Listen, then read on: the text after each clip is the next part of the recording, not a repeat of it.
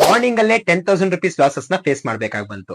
ಎಲ್ರಿಗೂ ನಮಸ್ಕಾರ, ನಾವು ನಿಮ್ಮ ಟ್ರೇಡರ್ಸ್ ಬೆಂಗಳೂರು. ಸೊ ಲಾಸ್ಟ್ ಒಂದು 2 days ಬ್ಯಾಕ್ ವಿಡಿಯೋಸ್ ಅಲ್ಲೇ ಹೇಳಿದ್ವಿ, ಪ್ರಾಫಿಟ್ಸ್ ನ ನೋಡಿ ಜಾಸ್ತಿ ಇನ್ಫ್ಲೂಯೆನ್ಸ್ ಆಗಕ್ ಹೋಗ್ಬೇಡಿ ಅಂತ. ಯಾಕೆಂತಂದ್ರೆ ಈ ಪ್ರಾಫಿಟ್ಸ್ ನಾವು ಉಳಿಸ್ಕೊಳಕ್ ಆಗುತ್ತೋ ಇಲ್ಲೋ ಅನ್ನೋ ಯಾವ ಗ್ಯಾರಂಟಿನೂ ಈ ಮಾರ್ಕೆಟ್ಸ್ ಅಲ್ಲಿ ಇಡಕ್ ಆಗಲ್ಲ ಅಂತ ಹೇಳಿ. ಸೊ ಅದೇ ರೀತಿ ನಮ್ಮ ಹತ್ರ ಒಂದು ಲಾಂಗ್ ಪೊಸಿಷನ್ಸ್ ಇತ್ತು.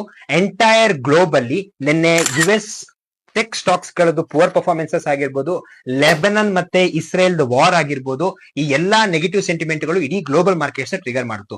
ನಿಕ್ಕಿ ಆಗಿರ್ಬೋದು, ಡ್ಯಾಕ್ಸ್ ಆಗಿರ್ಬೋದು, ನ್ಯಾಸ್ಡ್ಯಾಕ್ ಆಗಿರ್ಬೋದು, ಡೋಜಾನ್ಸ್ ಆಗಿರ್ಬೋದು, ಎಲ್ಲಾ ಗ್ಲೋಬಲ್ ಇಂಡಸ್ಟ್ರೀಸ್ ತುಂಬಾ ದೊಡ್ಡ ಸೆಲ್ ಆಫ್ ನೋಡಕ್ ಸಿಕ್ತು. ಅದೇ ಸೆಂಟಿಮೆಂಟ್ಸ್ ಅಲ್ಲಿ ನಾವು ಕೂಡ ಒಂದು ಒಳ್ಳೆ ಗ್ಯಾಪ್ ಡೌನ್ ಅಲ್ಲಿ ಓಪನ್ ಆದ್ವಿ. ಗ್ಯಾಪ್ ಡೌನ್ ಅಲ್ಲಿ ಓಪನ್ ಆಗ್ತಿದ್ದಾಗೆ ನಮ್ಮ ಹತ್ರ ಒಂದು ಲಾಂಗ್ ಪೊಸಿಷನ್ಸ್ ಇತ್ತು, ಅದೊಂದು ಲಾಸ್ ಜೊತೆ ನಾವು ಬುಕ್ ಮಾಡ್ಕೊಂಡ್ವಿ. ಅಂಡ್ ಇಂಟ್ರಾ ಡೇ ಅಲ್ಲಿ ನಾವು ಶಾರ್ಟ್ ಪೊಸಿಷನ್ಸ್ ನೇ ಪ್ಲೇ ಮಾಡಿದ್ವಿ. ಯಾಕಂದ್ರೆ ಲಾಜಿಕ್ ಸಿಂಪಲ್ ಇತ್ತು, 12,800 ಲೆವೆಲ್ಸ್ ನಮ್ಗೆ ತುಂಬಾ ಇಂಪಾರ್ಟೆಂಟ್ ಇತ್ತು ಮಿಡ್ ಕ್ಯಾಪ್ ಅಲ್ಲಿ. ಅದನ್ನ ಬ್ರೇಕ್ ಆಗ್ತಿದ್ದಾಗೆ ಮತ್ತೆ ನಾವು ಒಂದು ಶಾರ್ಟ್ ಪೊಸಿಷನ್ಸ್ ನ ಕ್ರಿಯೇಟ್ ಮಾಡಿದ್ವಿ. ಅಂಡ್ ಎಂಟೈರ್ ಡೇ ಅಲ್ಲಿ ಮತ್ತೆ ಒಂದು ಲಾಸಸ್ ನ ಬುಕ್ ಮಾಡ್ಕೊಂಡು ಕ್ಲೋಸ್ ಮಾಡ್ಬೇಕಾಗಿ ಬಂತು. ಅಂಡ್ ಪರ್ಸನಲ್ ಅಕೌಂಟ್ಸ್ ಅಲ್ಲಿ ಸ್ವಲ್ಪ ಜಾಸ್ತಿನೇ ಲಾಸಸ್ ಇತ್ತು. ಸೊ ಹಾಗಾಗಿ